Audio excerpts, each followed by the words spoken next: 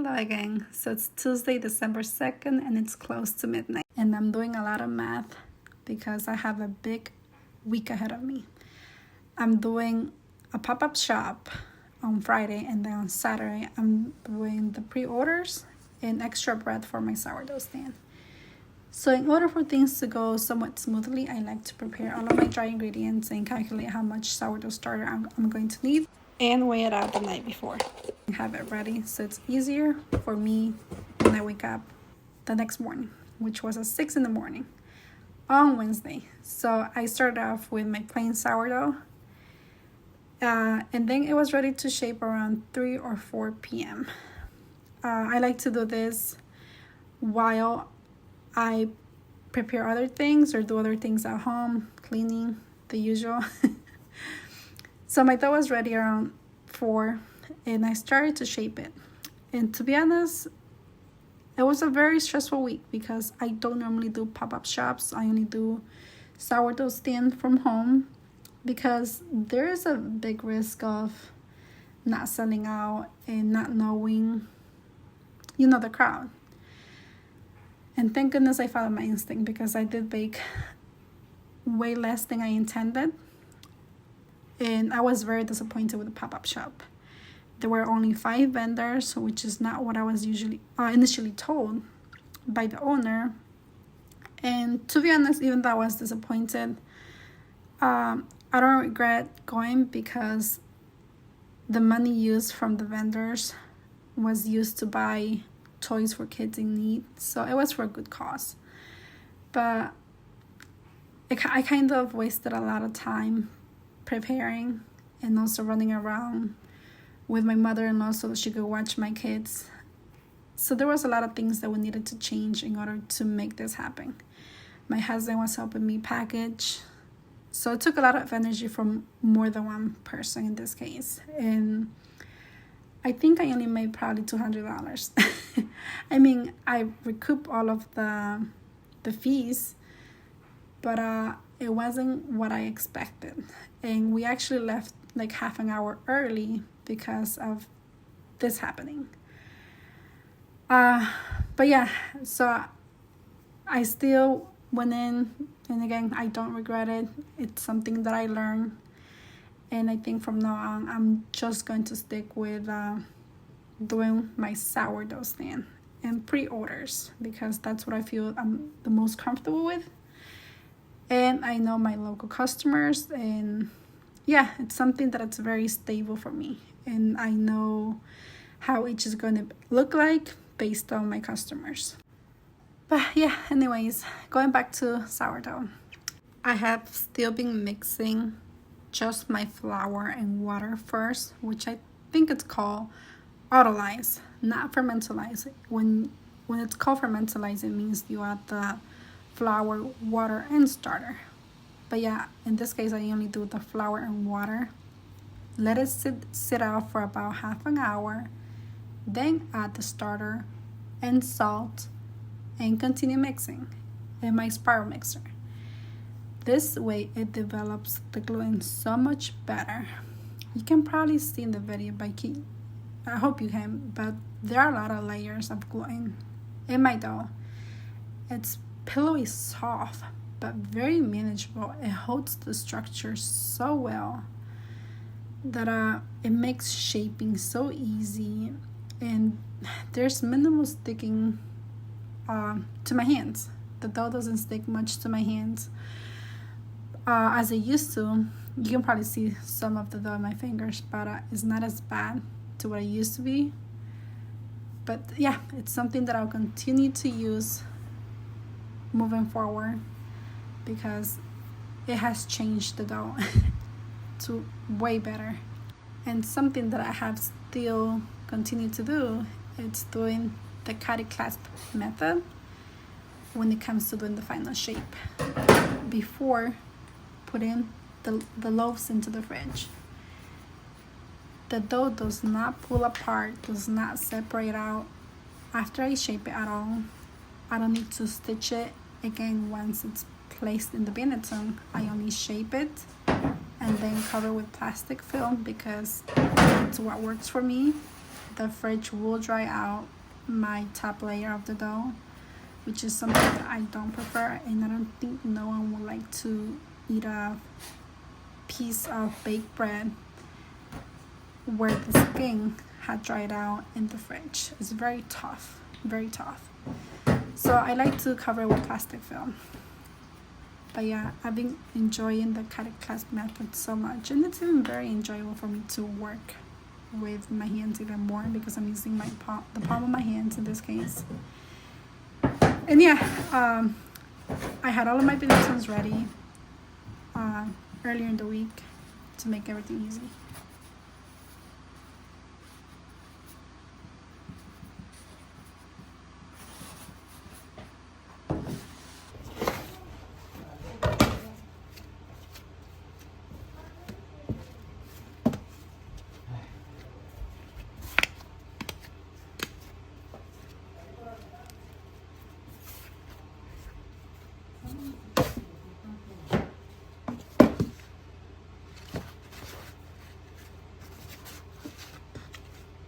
So I left the original sound so you can hear how satisfying it is to shape the sourdough and pop the extra air bubbles when I shape it.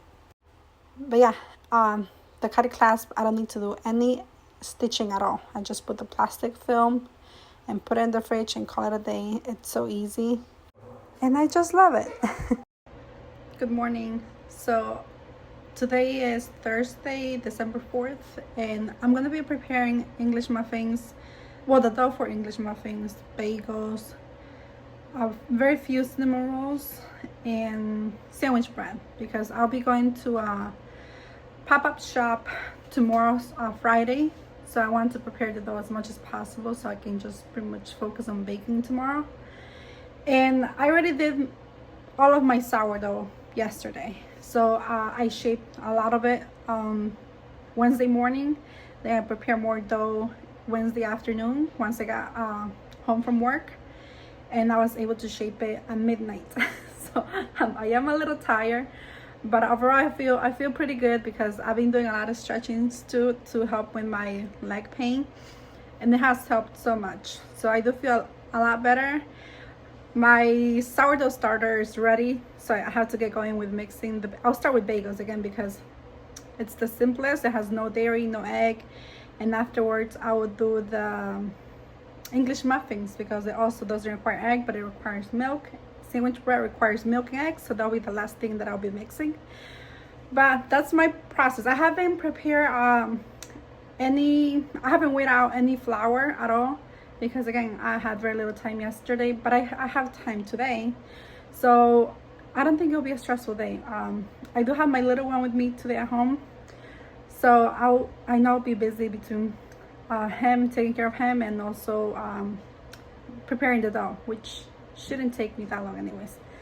But I do have to do a lot of cleaning. I do have to do a lot of, cleaning the house, the daily things, 2 kids, messy house. But I do have to prepare also bags and labels for the bread. That way I don't have to do that tomorrow. But that's the goal for today. So I have to get going. So here's my starter.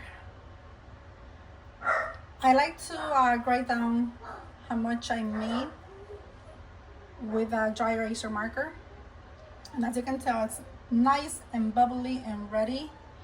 I knew it will be close to overfilling because usually by the 2-quart line, that's when it usually rises to the top. So I had to put a container next to it in case it does. But it's ready. So I'm mixing my starter water and honey for the bagels. But as I'm mixing it, I wanted to share that I'm a little nervous with my fridge. I love it, the space, it's great, but it's just that I think it's broken or something. So last week I thought that I had the door fridge open because I heard a beeping noise, and then I have roughly 40 sourdough loaves total, but in the fridge I have about 22. And yesterday, as I finished everything, I heard a beeping noise, and I knew for sure the door fridge was completely closed. And I panicked. I was like, and I called my husband. I was like, I don't think the last week was me. I think it actually was the fridge that it made me think that I had left the door open. So we go check, and the fridge, the door was completely shut, and the beeping noise was a warning that the fridge is overheating inside. So the temperature is not like for a fridge temperature, which is around 37 degrees Fahrenheit. And when we opened it, I do have an additional thermometer, like a backup, just to make sure, also so I know what's the inside temperature. And they read that it was 50. So I was telling my husband, I don't think the fridge is working properly, even though it's brand new, completely brand new. And the other thing is that the lower part of the fridge has ice on. So it has ice. And I remember briefly from somewhere, or from past experience of a broken fridge, that whenever a fridge has ice at the bottom, there's some sort of issue. That's all I know. That's all I can think of. So I gotta call the company where we got it from and try to figure out, because my loaves are overproof, I think, because I do follow the aliquot method, so I always nail it down. It's just that because the fridge was warmer, my loaves rose a lot more during that period of time, which I want to say, I don't know, it was probably a couple hours, but you know, a lot of things can happen to your sourdough in a couple hours, especially when the fridge is not working as it should. So I'm nervous, and I hate going through customer service. I think everybody does, because then you have to, you know, schedule things. You gotta adjust your schedule in case you need to come. You know, the whole 9 yards of it. But yeah, that has been the backstory. So now I do have the additional 10 loaves that I made last night at midnight. I have it in my fridge right behind me, because I made those a higher hydration, roughly 75, 78 I think it was. So I don't want them to overproof, because higher hydration proofs faster. So I have them in there because I don't trust the fridge now. Right now I went to see what's the inside temperature, and the thermometer reads 37. Yeah, 37.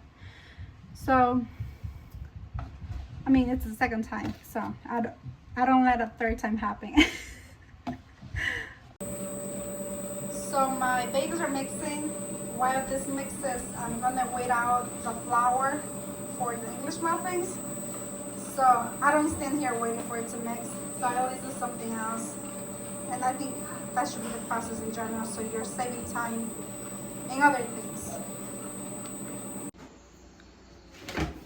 So I already took out my bagel dough, and I'm gonna start mixing my English muffins.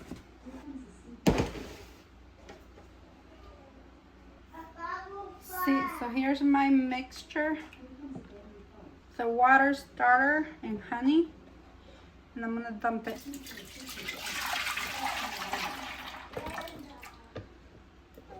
I always like to mix in a container.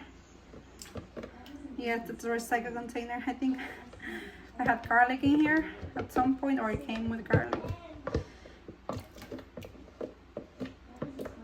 But yeah, I like to pre-mix it, because I feel like sometimes the mixer will take a lot longer to mix all of your liquids. So for a faster incorporation, I like to merge and mix really well all of my liquids, and then add the flour with salt. Alrighty, I love these containers to measure out my flour, even liquids.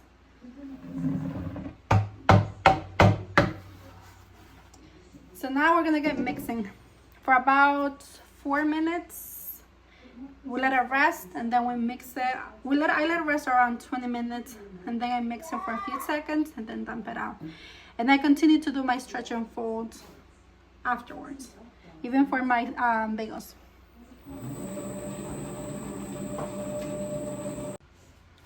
So while the English muffins are resting, I'm gonna do the dishes. That way everything doesn't accumulate all at once. And I don't want to be overwhelmed or stressed with a lot of chores to do. So always try to clean up as you go. So we have the English muffins and the bagels.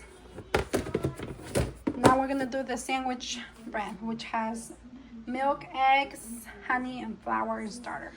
And now we're mixing our sandwich bread, which has honey, milk, eggs, flour, and starter.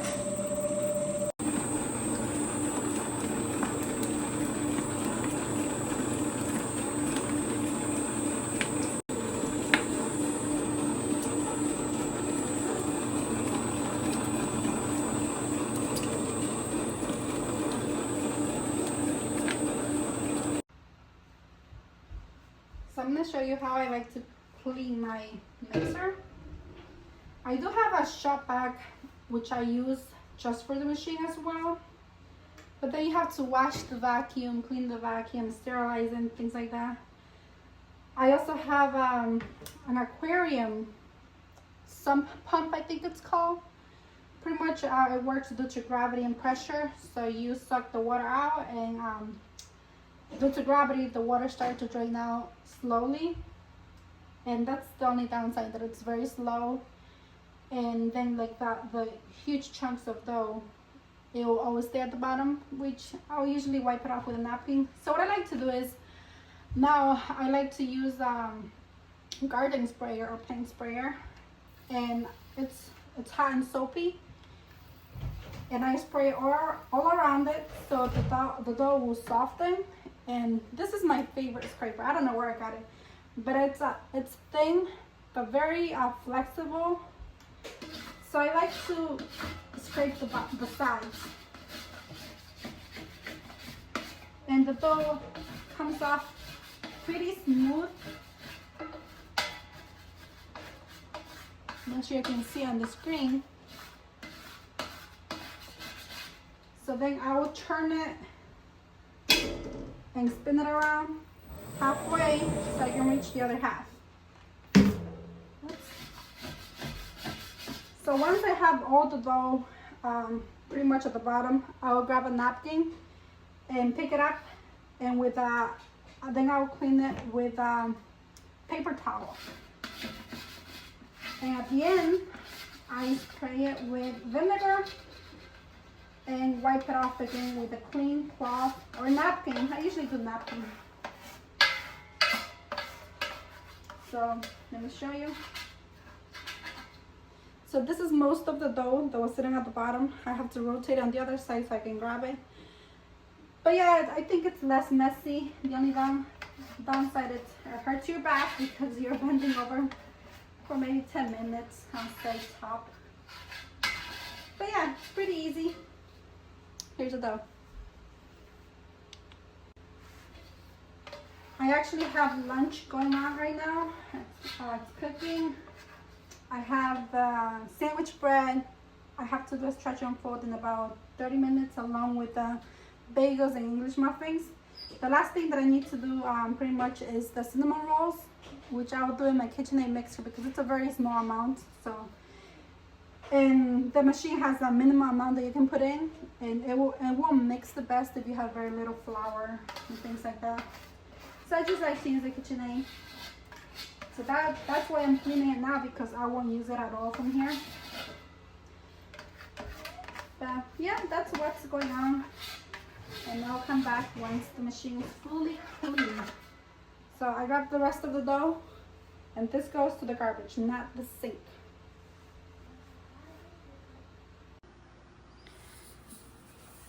So I'm showing you how the inside of the mixer looks when I clean it with a cloth. I'll grab any, I like to use a napkin with some texture, so it will the dough will stick to it. But I clean it like this with very hot water and the towel for about 3 to 4 times. And that's pretty quick. And then I spray it with vinegar to sterilize it.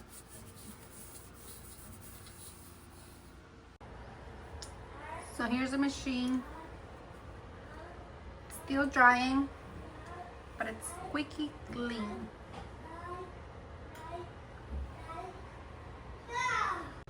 I don't think I ever shown you, but I have a FAMAG IM20. This is the model and the size that I have. I love it that it has wheels. I can lock the wheels and move it around, but I store it underneath my dining table because it fits perfectly and it's in no one's way. So I love it. No one can really see it, and I'll show you. Here it is. It fits perfectly. When I need it, I just slide it out. It barely touches it. So this is a good spot. That way my kids don't trip on it, don't hurt their pinky toes and things like that, because you know it always happens to people, especially with big and square machines. Let me show you this. So this is the dough that I shaped and mixed yesterday after work, and I shaped and put in the fridge at midnight. And I knew it was underproof a bit because I want to go to sleep. I was really tired. So what I did now is I took it out of the fridge so it proofs on the counter. My house is quite warm today.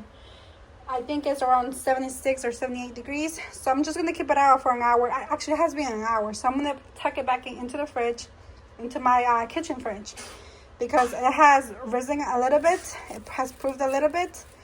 And I know it's good enough because if I touch it, it comes back.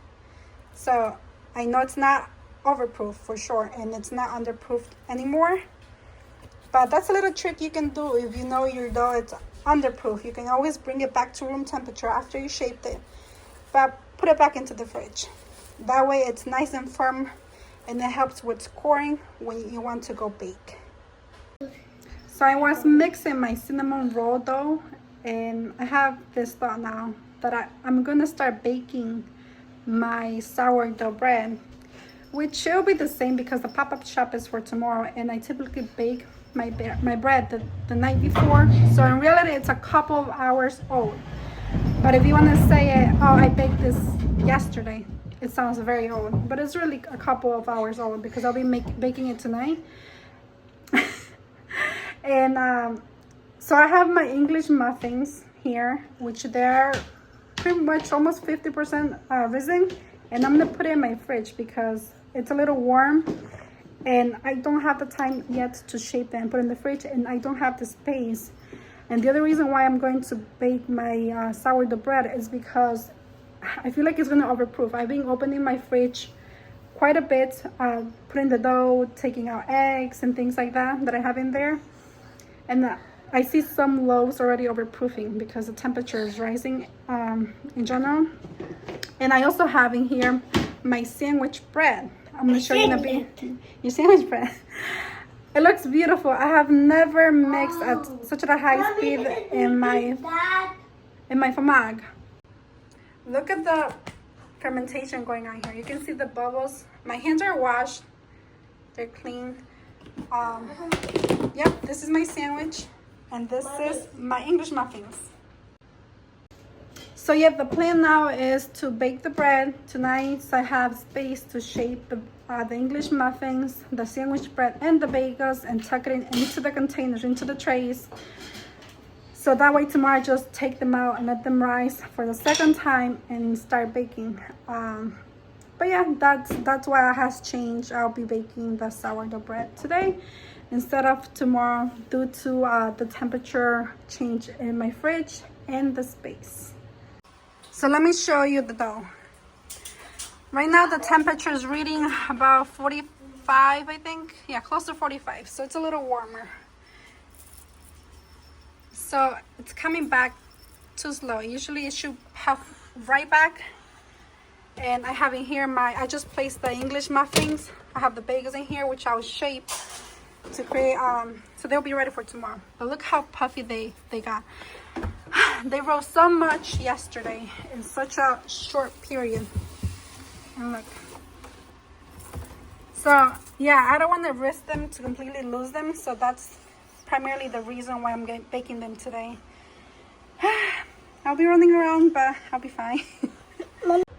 Here's my cinnamon roll dough resting for about a half an hour, maybe more. I'll probably do an hour because it's such an enriched dough that it requires lots of gluten development. And by doing so, you want to mix and then let it rest, especially if you add the butter and all the ingredients at the same time, which is I normally do instead of waiting and then adding it slowly. But yeah, it's 1:20 p.m. and I'm going to have lunch with my son. But I have done so many things. I have washed my mixer. I have washed all of the dishes.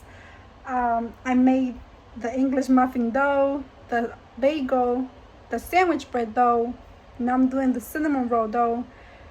And now I have the oven on preheating. It might take another 40 minutes or so for the oven to reach the temperature that I want, because my ambient temperature is much higher than usual. So it's warming up quicker too.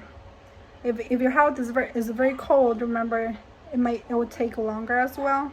So it will always depend your house temperature. I'm sorry, I'm having a hard time talking because I'm such in a rush, especially because now I have decided I'm gonna bake the bread, and my son's hungry, I'm hungry, and there's still a lot of things to do. I need to do laundry on top of it, and it's my husband's birthday today, so I want to have the thing as clean as possible. I want to have the house as clean as possible. That way when my husband comes, we just go have dinner and just enjoy the time for ourselves as family. So that's the plan, and that's the timeline of the things that I have accomplished so far today. Oh, on top of it, I forgot that I had to take my puppy to the vet. So between all of this, I had to do that, which it didn't take me that long. It was only half an hour because we live very close to the vet. But yeah, that's another thing that I had to try to juggle. So I'll be back after lunch. I have a timer. I always use timers. I used to use Alexa a lot, but then because I have small children, they're always playing music. Alexa will not listen to my timers. We have two of them. So one of them will hear me, the other one not. It was a mess. So I ended up getting timers, and these work so well.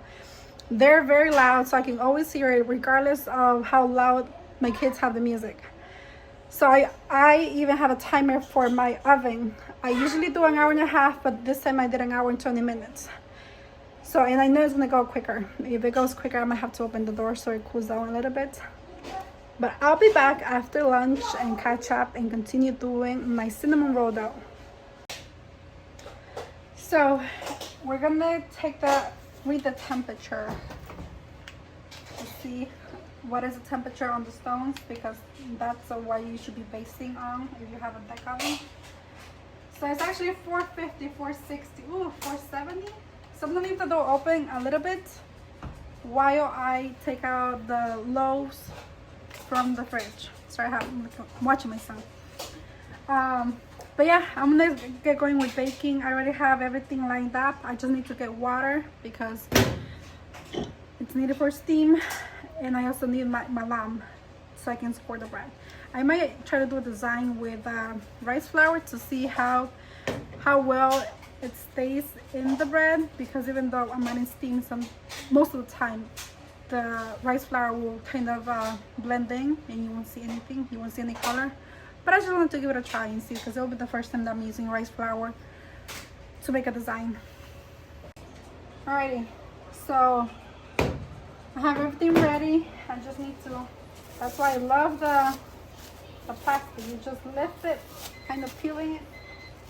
That's the timer that the oven is ready. And pretty much was right on time.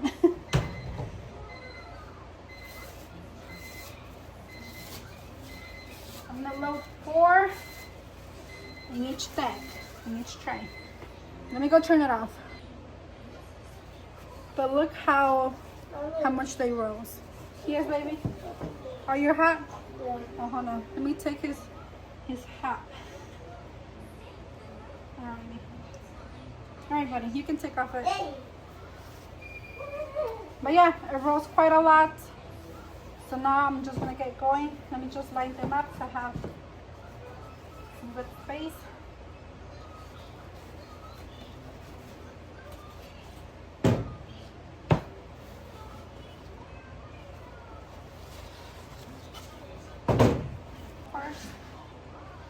And let me quickly read the temperature.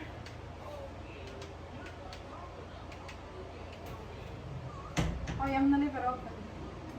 And I'm gonna lower the temp because the top one is reading almost 500. That's quite high. And I usually load when it's 460 top. Now let's do this one.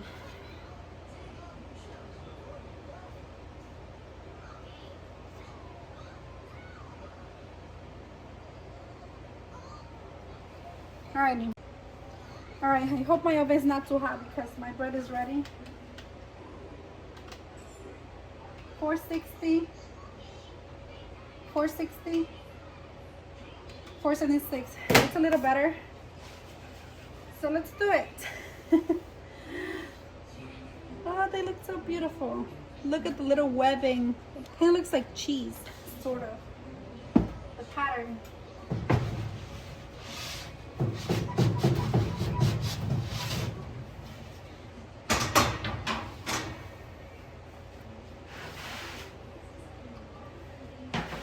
I'm gonna just go once again with my plating here because I noticed it kind of snagged a little bit.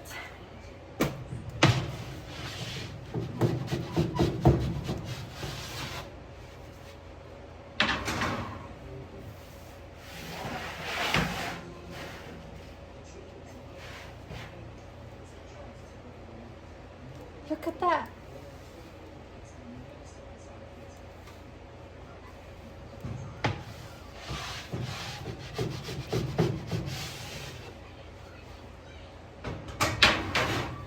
Off they go. We're gonna close it. And now we're gonna add a little less than 200 milligrams of water. My dough is a little bit high hydration. Hey, hold on, I can't think. And it does best when I use less steam for it because the bread doesn't need much steam. It's a high hydration. Oops, sorry, I think I moved you. It didn't create much steam because the water was hot, and that happens when the water is hot, the stones are hot, you don't see much steam going on, but you will see if you add cold water. So we're gonna time it clear for 20 minutes.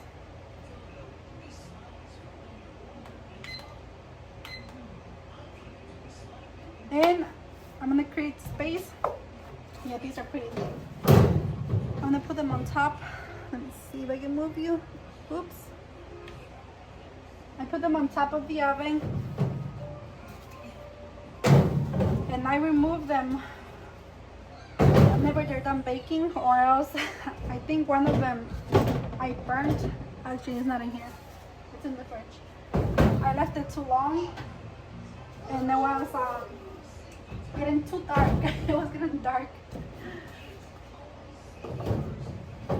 So this is a great tip to dry bantams. Some bakers place it in the oven after the oven is off for a couple minutes. But, oops, I went all the way in the back. I don't want to deal with that. I just rather put it on top, and I'm kind of short, so I have to really stretch. I'm only 5'3", 5'4", I think. But yeah, I'm gonna cover my lamb so no one gets hurt. I don't get hurt by accident. And now I'm gonna continue shaping the bagels while this is baking. And also I'm gonna go turn on my stand mixer for the cinnamon roll dough. So if I finish building the gluten that I need. So I'll be back. So here's the bagel dough. More of them ready.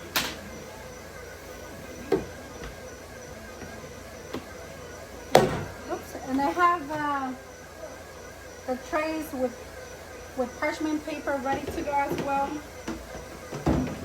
And I'm gonna get my scale on the small one.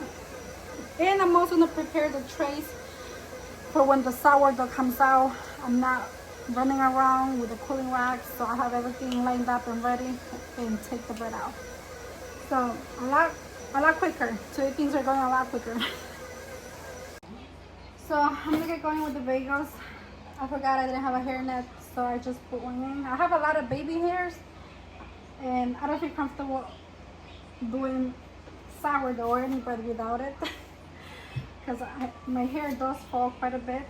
So, and that's also, it's hygienic, you know. I feel like everyone should wear a hairnet, no exceptions.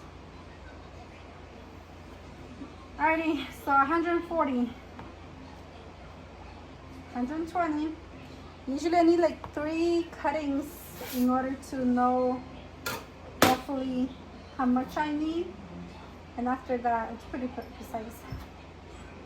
So 140 it is, and then I get shaping. I do like a roughly, I close the ends, bring all the corners together, let it sit. It's quite fluffy, and it looks more than 140 grams actually, but it looks so good. Alright, so I'm gonna do that while my bread is baking.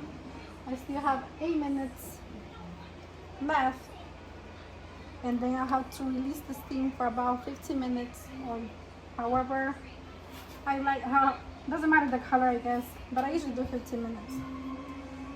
Some people do really dark, but it's really preference, as long as it's cooked, you know. Alright, so let me not bore you with this, and I'll come back whenever the bread is ready. 120.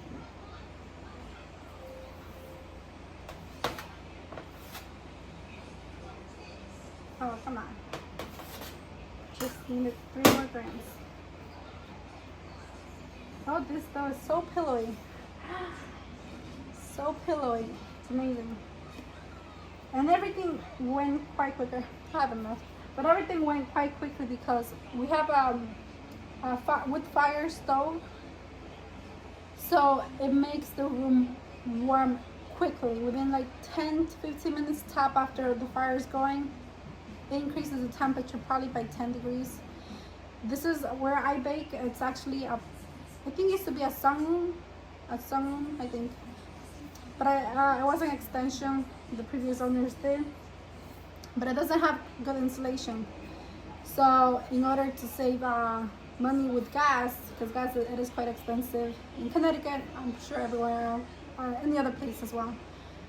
But that has helped us so much with keeping the house warm. The only thing is that we have to find wood to last us through the winter, which we haven't had issues yet. We always find wood. If not, we ask local landscapers if they have like wood they're going to get rid of, so they don't pay when they go to the dumpster, because they have to pay to dump out wood.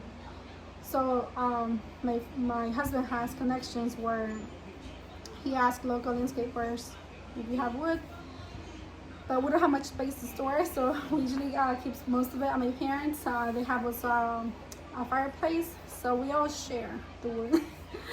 But it's nice that we have a fire stove, because it makes the house warmer. It's more cozy in the winter, and it also helps speed up with baking. But I haven't found any issues, you know, when things go too quickly at all. But yeah, so let me do this. I think I'm gonna get like 38 bagels from this, and I'll come back. So the timer's off, went off. I think 2 loaves possibly didn't expand. They kind of set the crust prematurely.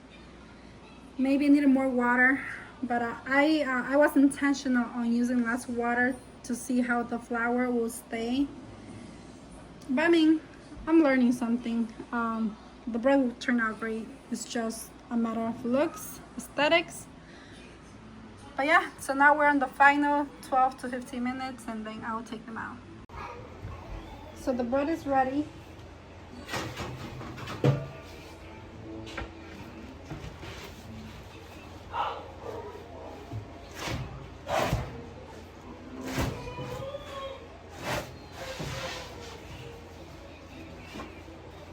Oh, they look beautiful. I think this one, the stove might have been too hot. But yeah, not bad. Let me read the temperature just to make sure. 210. Hi, Chloe. Oh, you got that TikToker thing. No, I've had it for a while. Oh, really? Yeah, but we can see the design. This one sealed too early. The others are good. They hurt so bad, man. So this one's a top rack. And I think that one, yep. Set the crust too early as well. So I think 2 loaves. It's not too bad. But let me show you. So I still have 2 on the board. I have to get another tray. But they look so pretty.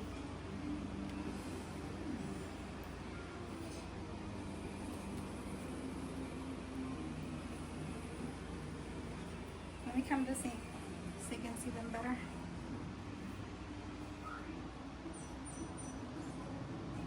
This is the one that also set the crust too early.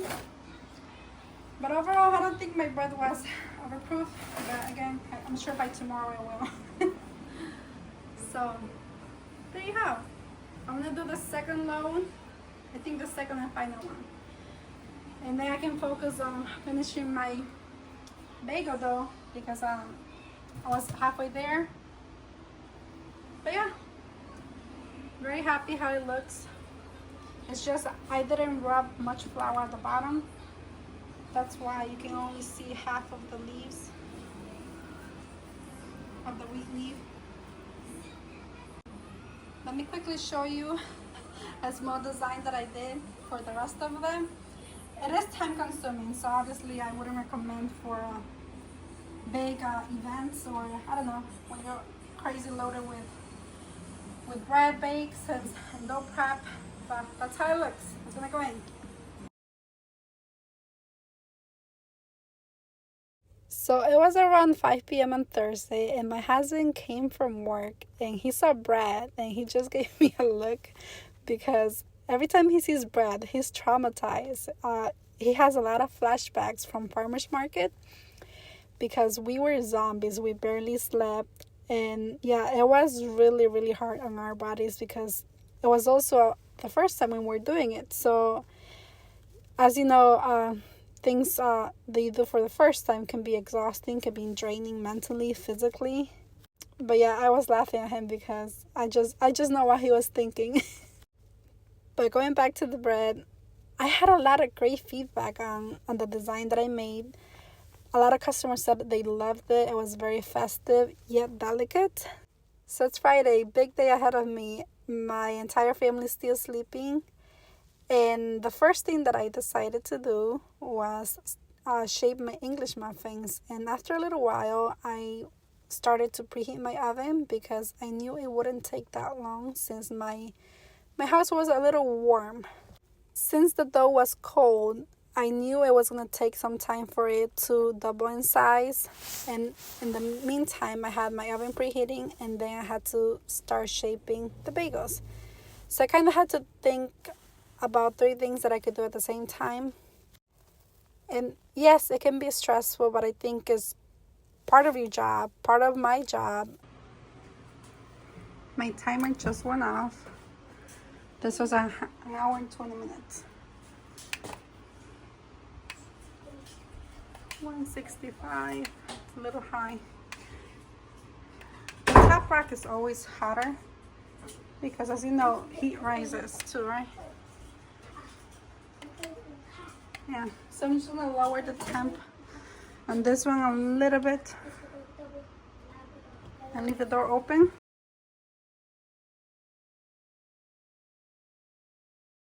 My bread was loaded and I was ready to be baked. Whenever I do a scoring I love to see like the webbing, the gluten development through the cut. And once it's loaded and I add water, I love to see the steam coming out of the oven. I do always take a few steps back and then add the timer because it's steam, it's hot, so be careful, I don't want to be burned. So now I'll be doing the cinnamon rolls. I already shaped the English muffins. I took out the batch of sourdough that I had left to bake in the fridge, which I shaped and placed in the fridge on Wednesday night. And it was underproofed, but I fixed it yesterday by allowing it to sit on the counter for about an hour and a half, and then it proofed at room temperature. And then I placed it back into the fridge and I baked it to the morning. Today is Friday. And they came out beautiful. So underproof though can certainly be fixed. Overproof, there's a fine line to it. But they look beautiful. So pressure isn't there, but not as much because I did a lot yesterday. I prepared the labels. I prepared so many things yesterday, and besides I packaged the bread that I prepared late last night and it's labeled. So we have to do the cinnamon rolls now. I'm not sure if I'll be able to record any of it because my tripod has no battery. So we'll see how far we get with recording. So I loaded my sandwich bread and I did load 6 of them. The max I usually do is 4, but then I don't want to be baking 3 in each rack because it might have too much heat and not give me a soft crumb that I'm looking for. But yeah, they're gonna go in for half an hour. I'm doing 28 minutes just because the oven still has quite a bit of heat from the sourdough that I baked. And I'm gonna grab 200 milligrams of water, so to add extra steam for the crumb. So I have stretched out my cinnamon roll dough. Honestly, I always procrastinate doing this, but once I get going, it's so relaxing. I don't know why, but once I'm into it, like I really go deep into it and I enjoy it. I mean, at the end of the day, I love very much sourdough. I absolutely love it, the whole process. I don't know, I think it's art. Well, I'm pretty sure it's considered art in some way because I can do the scoring the way I like. I can do the shapes. I can do so many things and kind of be a way that I can express myself. But yeah, I'm sure there's things the bakers procrastinate doing. I'm sure I'm not the only one. But yeah, once I get going, it's pretty enjoyable.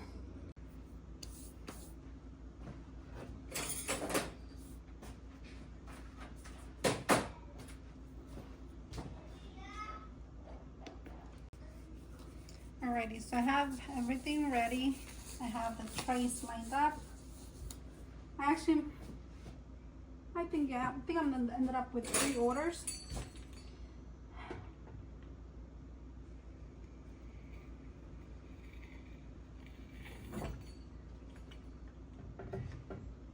I do about 1.5 to 2 inches wide, like the strips to be about 2 inches. Because if I do it more wider, when the cinnamon rolls rise and are fully baked, it's very hard to close the lid because they will always touch the lid. So I'd rather do them longer, the strips longer, but not wider when cutting.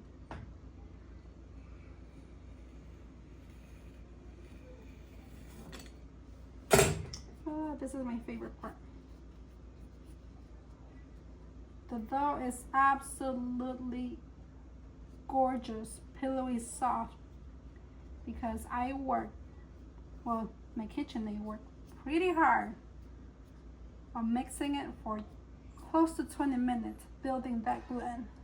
So when you have a very mix and your gluten is very developed, the dough, it will be so much easier to work with when you're doing cinnamon rolls or any brioche dough. Look how perfect on both ends. That's why I say baking is our sourdough. Beautiful. Trying these circular trays because I only offer 3 rolls per order. So pretty much each roll is $4. I do $12 for the 3. And I was noticing that the square ones give out too much space. When I bake them, they actually kind of ended up opening. So I'm trying to see these, if they work any better. But yeah, they look so pretty. And I even like the pattern of this tray. I got it from our local supermarket because of the Black Friday shoppers. My trays were not delivered on time. Well, they're still on the way.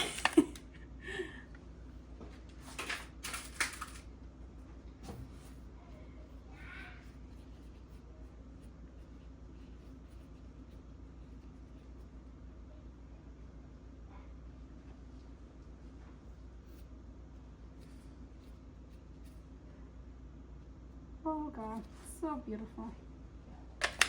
Oh, but look at them. I wish I can flip them over without them falling apart.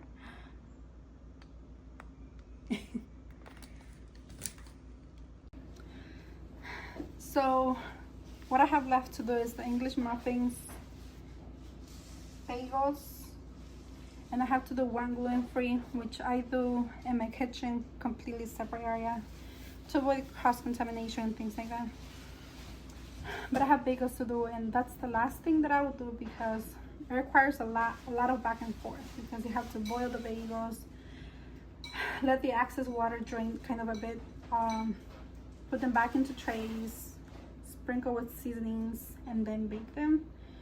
So it's not a just take out a tray and bake them because of the cooking time.